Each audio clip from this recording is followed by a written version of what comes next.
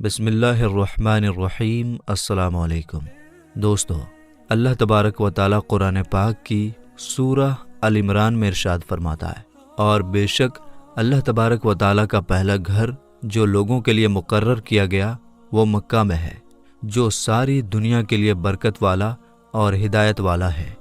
میرے دوستو، کیا آپ جانتے ہیں کہ دنیا میں سب سے پہلے اللہ تبارک و تعالیٰ نے اپنے گھر خانہ کعبہ کو کس طرح اور کب بنایا؟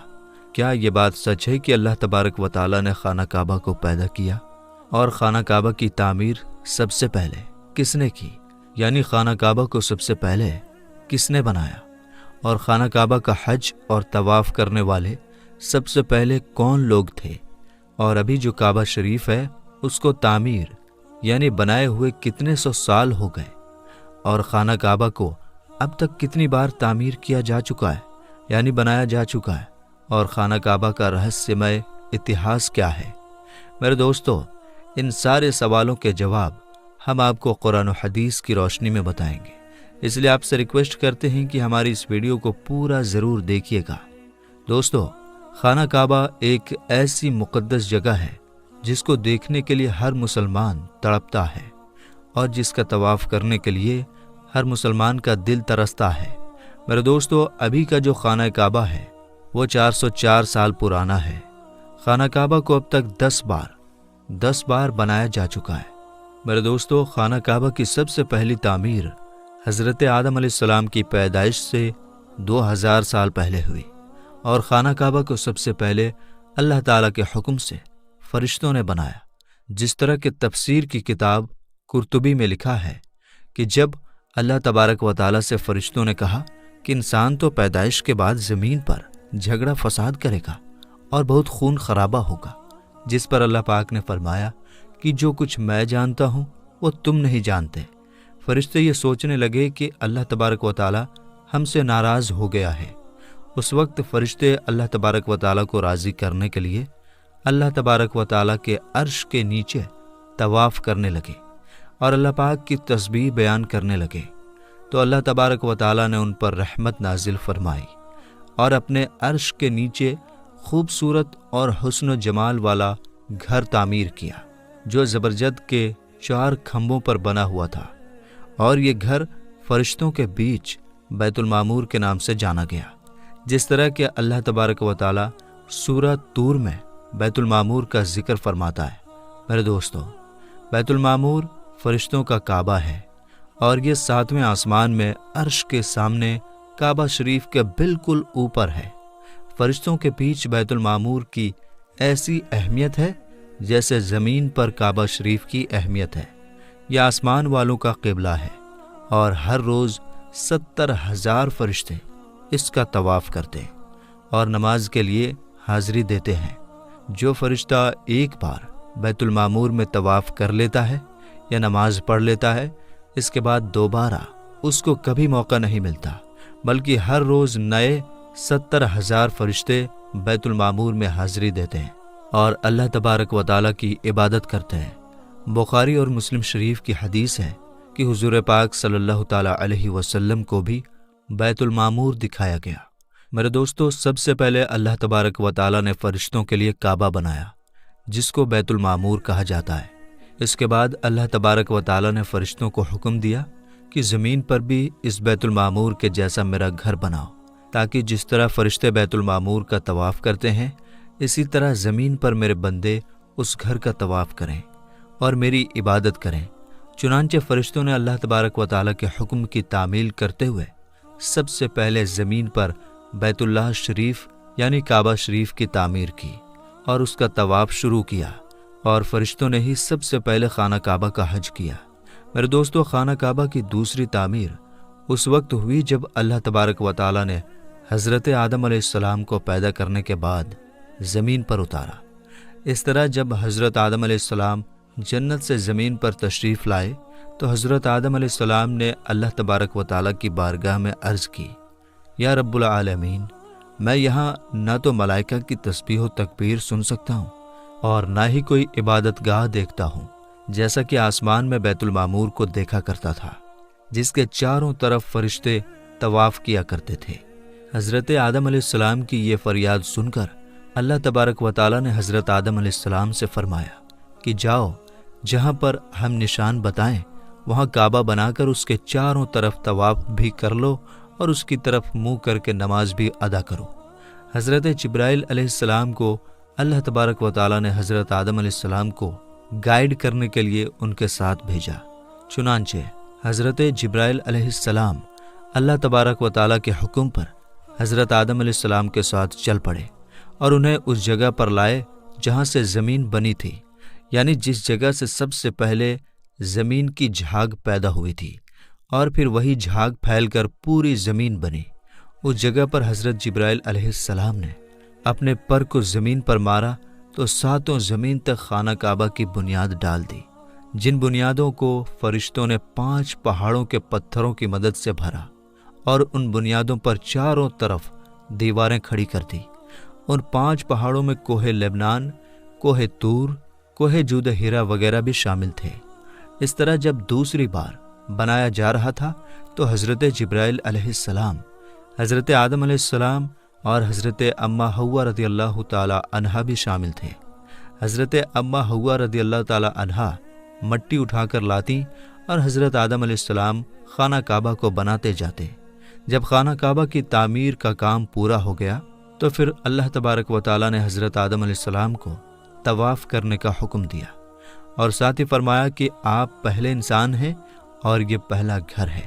پھر حضرت آدم علیہ السلام خانہ کعبہ کی طرف منہ کر کے نماز ادا کیا کرتے اور اللہ تبارک و تعالیٰ کی عبادت میں لگے رہتے۔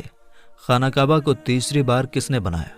تو دوستو، آدم علیہ السلام کے بنانے کے بعد وقت کے ساتھ ساتھ خانہ کعبہ کی دیواریں بھی کمزور ہونے لگیں، تو حضرت آدم علیہ السلام کے بیٹے حضرت شیث علیہ السلام نے مٹی اور پتھر سے خانہ کعبہ کو تیسری بار بنایا، جبکہ کچھ مفسرین کا یہ کہنا ہے کہ حضرت شیث علیہ السلام نے صرف خانہ کعبہ کی مرمت کا کام کیا، اس کی تعمیر نہیں کی۔ میرے دوستو، اب بات کرتے ہیں خانہ کعبہ کو چوتھی بار کس نے بنایا؟ تو دوستو، خانہ کعبہ کو چوتھی بار اس وقت بنایا گیا جب اللہ تبارک و تعالیٰ نے حضرت نوح علیہ السلام کی قوم پر طوفان کا عذاب بھیجا۔ طوفان نوح میں خانہ کعبہ کی عمارت غائب ہو گئی اور کچھ روایت کے مطابق خانہ کعبہ کی عمارت کو اٹھا لیا گیا اور یہ جگہ صرف ایک اونچے اور لال ٹیلے کی طرح رہ گئی تھی۔ اس طوفان کے بعد جب حضرت ابراہیم علیہ السلام اس دنیا میں تشریف لائے تو اللہ تبارک و تعالیٰ نے حضرت ابراہیم علیہ السلام کو خانہ کعبہ کو بنانے کا حکم دیا۔ حضرت ابراہیم علیہ السلام نے چوتھی بار خانہ کعبہ کو کس طرح بنایا، اس واقعے کے پیچھے کی کہانی کچھ اس طرح ہے کہ جب اللہ تبارک و تعالیٰ کے حکم کے مطابق حضرت ابراہیم علیہ السلام نے اپنی بیوی حضرت بی بی ہاجرہ رضی اللہ تعالی عنہا اور اپنے بیٹے حضرت اسماعیل علیہ السلام کو مکہ کی بنجر و ویران زمین اور پہاڑوں کے بیچ چھوڑ دیا، جہاں پر کوئی انسانی آبادی کا نام و نشان نہ تھا اور نہ ہی خانہ کعبہ کی عمارت تھی۔ خانہ کعبہ کی جگہ بس ایک لال رنگ کا ٹیلا تھا۔ اس وقت حضرت ابراہیم علیہ السلام نے اپنی بیوی اور بچوں کو چھوڑ کر اللہ تبارک و تعالیٰ کے حکم کے مطابق مکہ کی طرف پہلا سفر کیا۔ اس کے بعد جب دوسری بار حضرت ابراہیم علیہ السلام اپنے خاندان سے ملنے کے لیے فلسطین سے مکہ آئے تو تب حضرت اسماعیل علیہ السلام کی قربانی کا واقعہ پیش آیا، اور تیسری بار جب حضرت ابراہیم علیہ السلام مکہ میں تشریف لائے تو حضرت اسماعیل علیہ السلام کی شادی ہوئی، اور اس وقت حضرت ہاجرہ رضی اللہ تعالی عنہا کا انتقال ہو چکا تھا۔ چوتھی بار جب حضرت ابراہیم علیہ السلام مکہ میں تشریف لائے تو آپ کی ملاقات آپ کے بیٹے حضرت اسماعیل علیہ السلام سے نہ ہوئی۔ پھر پانچویں بار جب حضرت ابراہیم علیہ السلام مکہ میں تشریف لائے تو اس وقت اللہ تبارک و تعالیٰ نے حضرت ابراہیم علیہ السلام کو کعبہ شریف کو بنانے کا حکم دیا۔ حضرت ابراہیم علیہ السلام نے حضرت اسماعیل علیہ السلام سے فرمایا کہ میرے بیٹے، اللہ تبارک و تعالیٰ نے مجھے حکم دیا ہے کہ میں اس گھر کی تعمیر کروں، یعنی اس گھر کو بناؤں۔ تو حضرت اسماعیل علیہ السلام نے عرض کیا کہ ضرور کیجیے، میں خدمت کے لیے حاضر ہوں۔ چنانچہ ایک روایت کے مطابق خانہ کعبہ کی بنیادوں کا نشان حضرت جبرائیل علیہ السلام نے بتایا، اس پر حضرت ابراہیم علیہ السلام اور حضرت اسماعیل علیہ السلام نے بنانا شروع کیا۔ جب کھدائی شروع ہوئی تو پرانی بنیادیں دکھنے لگیں جن پر حضرت آدم علیہ السلام نے کعبہ شریف کو بنایا تھا۔ حضرت آدم علیہ السلام کی بنیادوں کے دکھ جانے کے بعد خانہ کعبہ کی تعمیر شروع ہوئی۔ حضرت ابراہیم علیہ السلام اپنے اس بڑھاپے میں ایک کاریگر اور حضرت اسماعیل علیہ السلام ایک مزدور کی حیثیت سے خانہ کعبہ کو بنانے لگے۔ کوہ لبنان، کوہ ہرا، کوہ ابو القیس، کوہ صفا اور کوہ مروہ، ان پانچوں پہاڑوں سے حضرت جبرائیل علیہ السلام پتھر اٹھا کر لاتے اور حضرت ابراہیم علیہ السلام کعبے میں لگاتے۔ پھر حضرت جبرائیل علیہ السلام کی نشاندہی سے جبل ابی قبیس کے کنویں سے 2 پتھر ملے۔ حضرت ابراہیم علیہ السلام ان پتھروں کو اٹھا کر لائے۔ ان میں سے ایک پتھر حجر اسود تھا اور دوسرا پتھر مقام ابراہیم کے نام سے مشہور ہوا۔ میرے دوستو، مقام ابراہیم وہ مشہور پتھر ہے جس پر کھڑے ہو کر حضرت ابراہیم علیہ السلام نے کعبہ کی دیواریں بنائی۔ جیسے جیسے خانہ کعبہ کی دیواریں اونچی ہوتی جاتی، ویسے ویسے وہ پتھر بھی ہوا میں اونچا ہوتا جاتا۔ میرے دوستو، نبی کریم صلی اللہ تعالیٰ علیہ وسلم نے ارشاد فرمایا کہ حجر اسود جب جنت سے اتارا گیا تو دودھ سے بھی زیادہ سفید تھا، پھر انسانوں کے گناہ نے اسے کالا کر دیا۔ ایک اور روایت کے مطابق نبی کریم صلی اللہ تعالیٰ علیہ وسلم نے ارشاد فرمایا، حجر اسود اور مقام ابراہیم جنت کے پتھروں میں سے 2 پتھر ہیں۔ اللہ تبارک و تعالیٰ نے ان کے نور کی روشنی کو بجھا دیا۔ اگر اللہ تبارک و تعالیٰ ان کے نور کی روشنی کو نہ بجھاتا تو یہ پورب سے پشچم تک سب کو روشن کر دیتے۔ خانہ کعبہ کو 5ویں بار قوم عمالقہ اور 6ٹھی بار قبیلہ جرہم نے بنایا۔ قبیلہ جرہم میں سے جس شخص نے یہ کام کیا اس کا نام حرش بن مداد اصغر تھا۔ خانہ کعبہ کو 7ویں بار بنانے والے نبی کریم حضرت محمد مصطفیٰ صلی اللہ تعالیٰ علیہ وسلم کے پاک خاندان میں سے ایک بزرگ ہیں جن کا نام حضرت قصہ بن کلاف تھا۔ انہوں نے خانہ کعبہ کو نئے سرے سے بنانا شروع کیا اور ایک بے مثال پختہ عمارت بنوائی۔